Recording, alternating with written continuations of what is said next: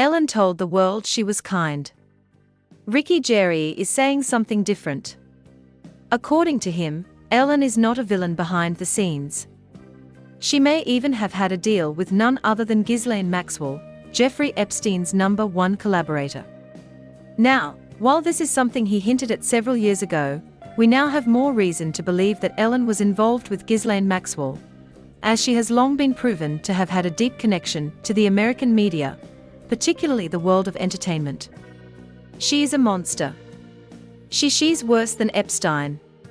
She did things even worse than Epstein did. She was vicious. She was evil. And she was a woman. Her lawyers have said Ghislaine Maxwell is not a Jeffrey Epstein, or that she has been a victim of media spin. They are doing their job. But I know that woman. I've known her really well. Put it this way. Epstein was Pinocchio, and she was just Beto. She was the guy controlling Jeffrey. Yep. She was pulling the strings. She had his money. He had her contacts. But Ghislaine was much more conniving and smart than Epstein ever was. We know Ellen's name does appear in the broader collection of Epstein-related documents that include hundreds of public figures. Over the past year, viral videos and online posts have claimed that Ellen's name appears dozens or even hundreds of times in the documents. One particular reason Ellen keeps getting pulled into these conversations is something surprisingly ordinary. Pizza. If you've spent any time on conspiracy-focused corners of the internet, you've probably seen people trying to connect pizza references to secret meanings. Those theories have circulated online for years, and now they seem to have even more credence to them. According to many online, the babies, the code words in the emails, literal emails of Epstein and Bill Gates, like these are known entities starting to talk about jerky, and then they are talking about the intestines of babies. They are talking about cream cheese. Like I welcome anyone to prove me wrong, because I hope to hell this is not true. But when we mention jerky, that was the more elite meat is what I'm interpreting this as. There were emails from people, redacted names again, saying, hey, I have 68 pounds of jerky in my freezer. I'm not sure what to do with it. MHM. There were emails of, I need more jerky. I'm going to send it to the lab. When he knew they were coming after him, they knew they were going to come arrest him. He ordered 330 gallons of sulfuric acid, which is what? Which is how you would dispose of babies. And there are mentions, and now Congress is actually speaking about it. They did this week spoke about Zora Ranch, and how there's so many mentions of bury them in Zora Ranch, leave them in Zora Ranch. And now that 7,000 acres of land that Jeffrey Epstein owns in New Mexico, and it's actively working right now. And then just to add to that, the chef that was making the jerky that was sending recipes that was on the island was Francis Darby. Who's that? Francis Darby owns the restaurant Cannibal. What? Yes. Wait, there's a restaurant called Cannibal and Cooking. Is it actual? No, it can't be. That'd be illegal. But is it so tongue-in-cheek? Did they think they were so smart that they could go that far? Even so, internet detectives started revisiting old Ellen clips through that lens. In addition to this, a child guest who was featured on the show once revealed that he spotted Ellen doing something that made absolutely no sense on paper. He claimed that Ellen ate a whole rotisserie chicken in one gulp. We've been hearing a lot of scary about Ellen DeGeneres since the pandemic hit. And anytime somebody mentions her name is something that sounds like a conspiracy, most likely people are going to believe it. So a man is claiming that when he was a kid, he was a guest on Ellen DeGeneres' show, and while he was there, he seen her do some unhuman scary. So this man was a child prodigy chess player. He was a guest on Ellen DeGeneres' show. He said he did the show and everything went well. But when he got off set, he seen something that he never thought he would ever see in his life. He said he came off set, looked to his right, and saw that Ellen DeGeneres' dressing room was cracked open just a little bit. He saw her in there, and what he saw scared him for the rest of his life. He said Ellen was eating a chicken. A rotisserie chicken. But it wasn't that she was eating a chicken, it was how she was eating a chicken. He said he saw Ellen DeGeneres dislocate her whole jaw, open her mouth as wide as he can go, and stuff the whole chicken in her mouth.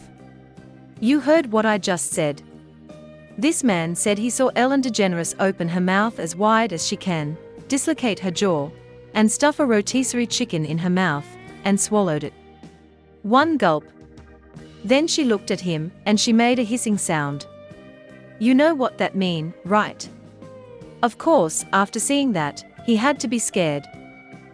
He ran to his dressing room, told his mother, and his mother didn't believe him. Sound crazy? So, the rumors do say there was more happening on Ellen's set, and in her personal life than she ever let on. We've talked about that at length in previous videos already, but what exactly was her relationship with Ghislaine Maxwell? Well, we know Ghislaine had a lot of connections in the American and British media thanks to her father, Robert Maxwell. If you grew up in the US, you are about to question your entire worldview. It turns out that the founder of McGrail is Ghislaine Maxwell's dad. If you forgot about McGrail, well, it's the company that produced all of your textbooks from elementary through high school. Maxwell's goal with McGrail was to dominate the entire US education market, which they did. But what you should know is that Maxwell was infamous for sneaking Israeli spy software into governments and financial institutions around the world. Most notably, he allegedly had snuck the software called PRISM into Los Alamos, where the US was developing the nuclear bomb. The British government believed that Robert was part of MSAD and had him classified as a double, if not triple agent. Robert Maxwell also owned a massive publication called the Daily Mirror, which had direct ties to the Israeli government. They even ratted out one of the informants to the Israeli government, which ultimately had that individual kidnapped, taken to Israel and imprisoned for 18 years. We all know that Robert's daughter, Ghislaine, is sitting in prison right now for one of the most horrific operations in human history. And Robert also pulled off one of the biggest corporate frauds ever recorded in history. He had stolen almost $500 million in his employees' pension funds to maintain political power and fund his businesses, which collapsed after he died. I'm going to wrap this video by reminding you once more he was the owner of McGrail, the textbooks that you and I learned everything about the world from, which is how, you know, mainly how Ghislaine got so inched in New York society, and also you know teamed up with Epstein in that same period of time. So, you know, all of this matters and these connections are significant because of this baton passing shows that this is a generational thing and in the case of Maxwell, you know, Robert Maxwell's children, at least the ones that were close to him, because you have two that sort of splintered off from the larger Maxwell clan, but are very open that, you know, after he died, they were trying to figure out how to rebuild his empire and using his Rolodex of contacts to rebuild that. And they did in doing so, you know. You have Ian and Kevin doing all this interesting financial stuff after you know, their father's death. And then the twins, Isabel and Christine, make this search engine company and get involved with Microsoft and Bill Gates and all this stuff back in the 90s, and Ghislaine Maxwell was reportedly involved in that too. And then also very involved with Epstein and all sorts of other things, and eventually becomes one of the main people at the UN developing sustainable development policy for the world's oceans. This unsurprisingly led Ghislaine to have a lot of close connections to some of the most powerful people in the world. While there is no direct evidence of Ellen and Ghislaine having worked together, we do know they operated in the same circles. Ghislaine was extremely close to the likes of Weinstein and Epstein, and Ellen was close with Weinstein, Diddy, Bush. We know there was overlap. What makes this compelling are the parallels with how Ellen and Epstein operated, almost as if they were following the same plan. A plan that came from the same playbook. Take an H for example. She was Ellen's ex-girlfriend, who was beginning to expose Ellen a few years ago.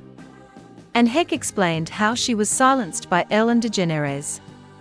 Right before Anne Heck passed away after 20 years, she finally started exposing the truth about what happened between her and Ellen. In the early 2000s, on the same day that Ellen and Anne broke up, it was reported all over the news stations that Anne had a nervous breakdown, and she was actually hospitalized. And finally, after 20 years, Anne Heck shared in this interview that Ellen was trying to silence her, and she was actually the one that put her into the mental institution. She also explained how Ellen had her blackballed from Hollywood and pretty much ruined her career. And a lot of people found it really suspicious that Anne Heck started talking about it, and how when you catch wind of it, you basically have to separate yourself, and how basically that we've all been lied to for years. Anne Heck actually did 2 interviews on Ellen, and each time, they were getting deeper and deeper, and she was revealing more and more information. And a lot of people thought that Anne Heck was actually getting ready to expose Ellen for being involved in. And honestly, this doesn't surprise me because who Ellen surrounds herself with. But even Oprah was brought up in this interview with Anne Heck. They talked about how Oprah actually cut Anne Heck out of the 20th year anniversary celebration of Ellen coming out, when Anne Heck was actually in here with Ellen, because Anne Heck is the one that started Ellen's coming out journey. And made it clear that Ellen was not the person everyone thought she was. She was incredibly materialistic and controlling. And hopefully I have some more intelligence, I know I do, around it, because I've studied it to be able to communicate a little bit better about what happened 20 years ago. And the fact that it's taken us 20 years to be able to be at a point where we can listen to the truth again. And Ellen's fine. She can sit on her pile of money. Well, I hope you like your money, because that's why I broke up with you. Do you like sitting on your piles of cash? Because guess what? It gets you exactly where you are. And by the way, baby, and it's what you wanted then, and I hope you're liking it now. Cheers. You broke up with her because she had a lot of money, or you broke up with her because I broke up with her cause her goal was to have a lot of money, and mine was to find love, and hers was I want 60 billion. Good luck. Our forks are never going to meet. The further we stay on with this, the further we will be apart. Okay. She didn't live in that loving kindness. No, she didn't. But you and I don't. She wasn't a dick of revenge a lot. You know, we don't. There's one thing that I remember. There is one little nugget that I do have a sense of wanting a little bit of. I guess the only word is revenge. I feel that you were so wronged, and now to know that you were continuing to be wronged. It fires me up a little bit. And especially look, when you look at somebody like Ellen, who literally is sitting on a pile of $60 billion, and then could feed countries, right? And then you got a Porsche. I mean, you're not hurting. You know, you live beautifully. Wait, that's really funny. I just noticed that. Sorry, I have to put a pin in it. I realized that Ellen drove Porsche. I want a Porsche.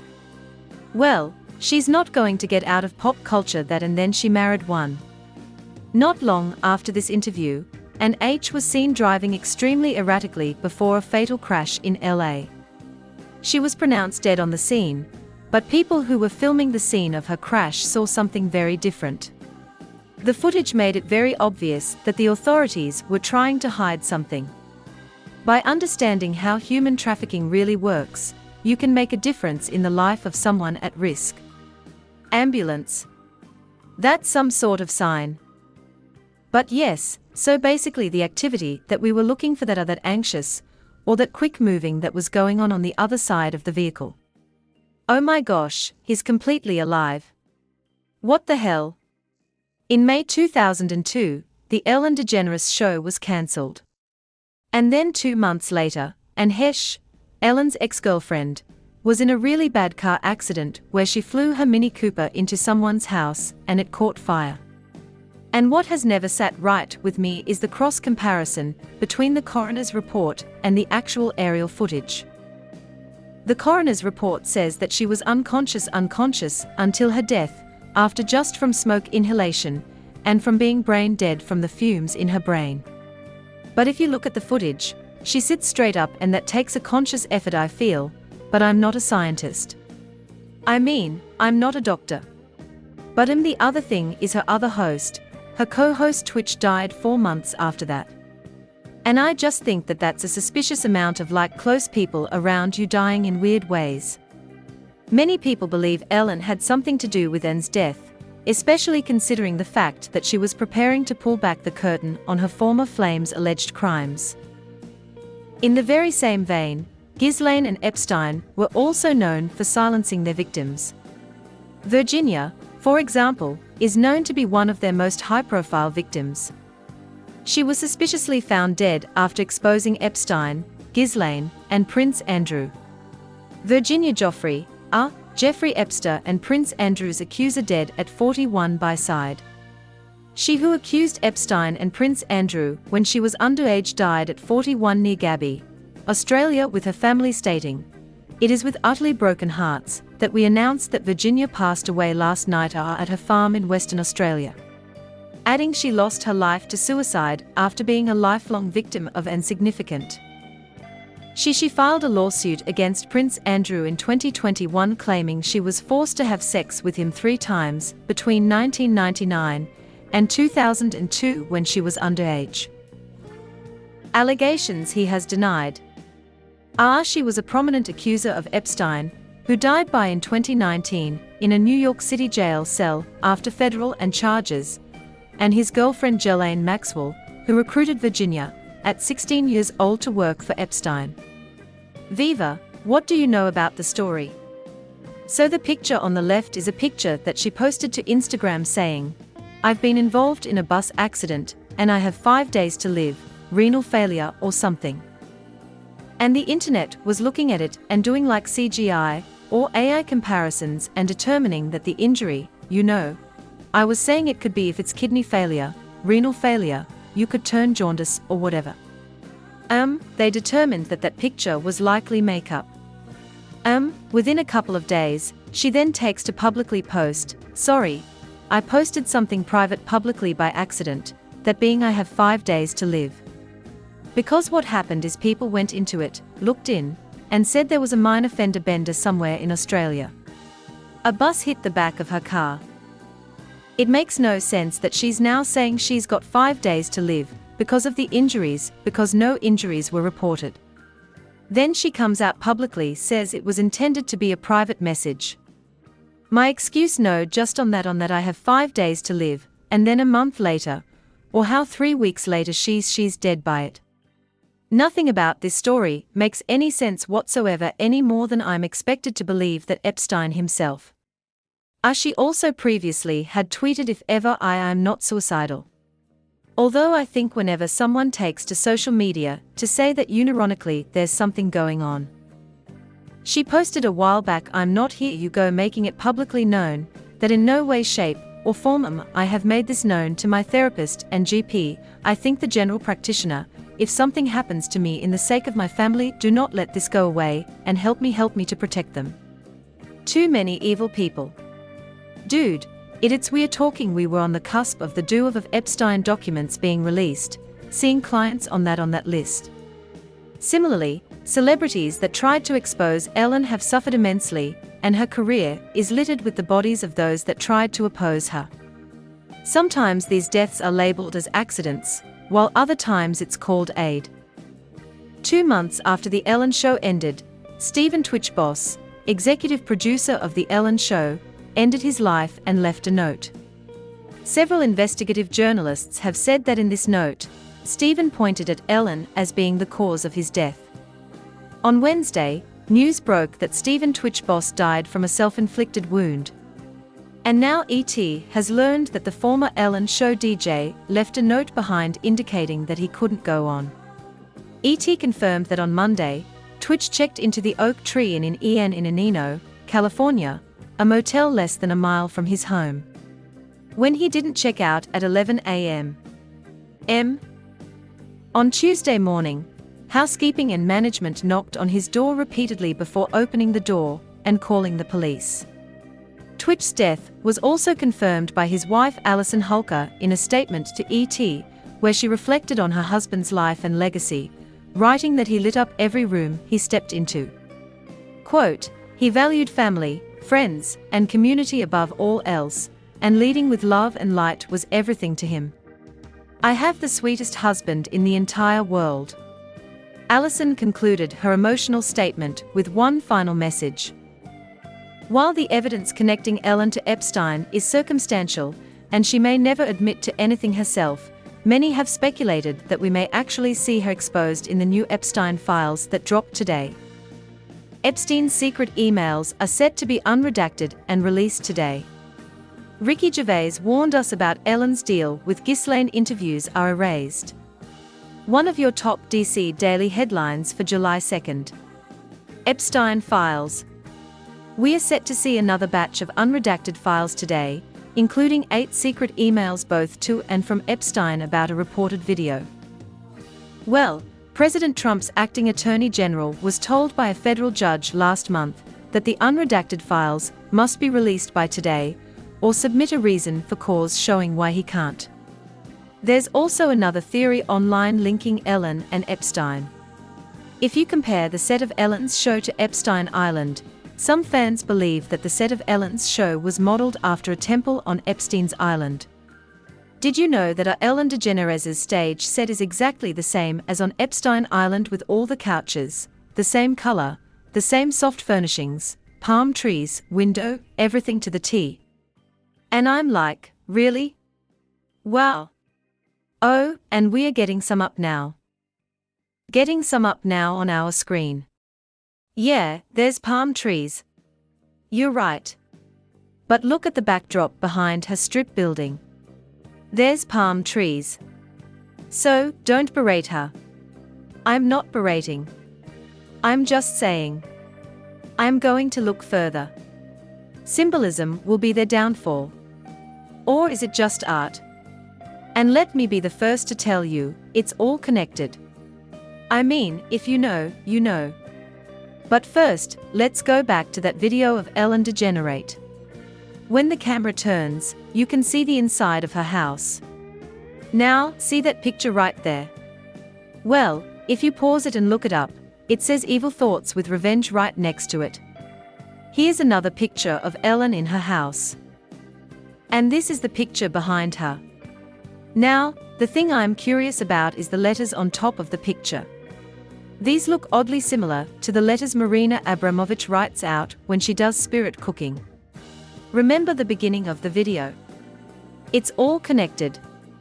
And that person that was in all red is Lady Gaga, and she went to Marina Abramovich many times for teachings.